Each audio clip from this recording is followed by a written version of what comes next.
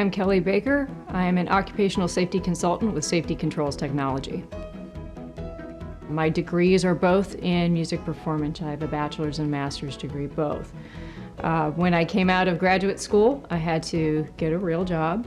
So I got an insurance license and started doing health insurance benefits reviews and workers' compensation. And then 10 years ago, I transitioned into safety and health as a consultant with Safety Controls. My dad actually had some really good advice and said, you know, are you scared or nervous? And I said, well, yeah. And he said, well, what's the worst that can happen? And I thought about it and I said, well, I'm not good at it. He goes, right, so you've lost nothing. You either can succeed and succeed beyond your wildest dreams, or it's just not for you and you go back to what you're doing. There's no harm, no foul. And you don't have to wonder what could have happened if you'd just given it a shot. Two gentlemen that encouraged and supported me the most. One was my boss, Rob Medlock, who is the retired Cleveland OSHA area director, and Mr. Jim Washam, who used to be OSHA's Region 5 machine guarding and lockout tagout coordinator. Most of my training was on the job and in the field. So I would go with Rob on an audit or go with Jim on an audit and be there taking notes or taking photographs or measurements or making drawings of whatever it was that we were looking at and determining the best means to abate the hazard that had been identified. It was really valuable to my professional development. What I love about my job is it's different every day. If you think about the TV shows How It's Made and Dirty Jobs, my job is something like that. It might lead more toward one or the other depending on the day, but I've been everywhere from a drop forge to a food manufacturer that's doing, you know, chips and cookies. So you see different industries and different environments and different machines. My typical workday can vary from day to day.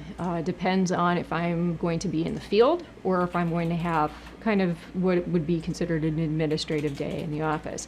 If I'm in the office, I'm probably writing up reports that are going to go back to clients, or I'm doing research for an expert witness case. I might be reading through depositions or digging through other case documents. If I'm in the field, I am armed with all kinds of tools and instruments to take measurements and check voltages, and a camera to document my findings, because all of the information that I'm collecting when I am doing an audit of a facility has to go back to the client and give them a guideline for this is what I've identified, this is the hazard that's associated with that finding, and this is how I recommend you abate that hazard. So all of the work that I do will vary depending on if I'm in the field or if I'm in the office on any given day. The experiences that I've had that have made me feel good about myself and my work is when somebody unexpectedly says and kind of reminds you that what we do saves lives. You are coming into a facility looking to make things better, make the job safer for the employees, you know, and sometimes it makes the process flow more smoothly. So they're the accidents that didn't happen or the incidents that didn't happen, and you are making sure that people go home to their families at the end of the day.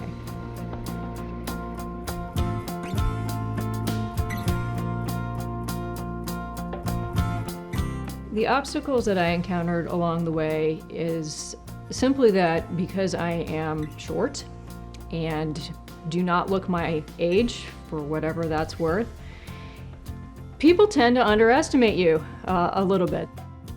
In the field, I have had occasion where I felt discriminated against. There are those old school people out there. I mean, when my mom came out of college in 1967, she was told that she could not work for some of the plants that she was applying to as an accountant because she'd have to walk across the factory floor and the men couldn't handle it.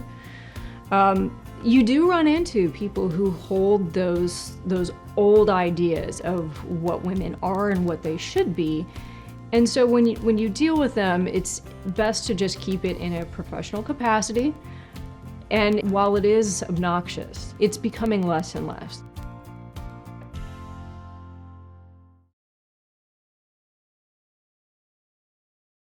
The earning potential in my field, especially as a consultant, is relatively unlimited. The starting base salary for an hourly associate is probably going to be about $35,000 a year. As you become more experienced, with more knowledge or certifications or both, that earning potential increases exponentially, and you can make over 6 digits a year, depending on what your knowledge is.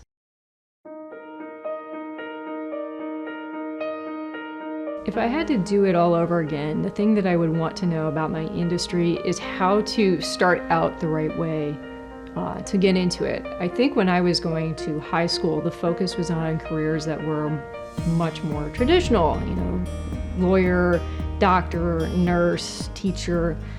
I didn't realize that safety and health was even an option. I just went with what I was good at. And being the kid that always wanted to know how stuff worked, it would have been kind of a natural progression for me to get into a field that allowed me to focus on machine safety, which is what I do now. And I just didn't know how to do it. I had to blunder my way into it as an adult.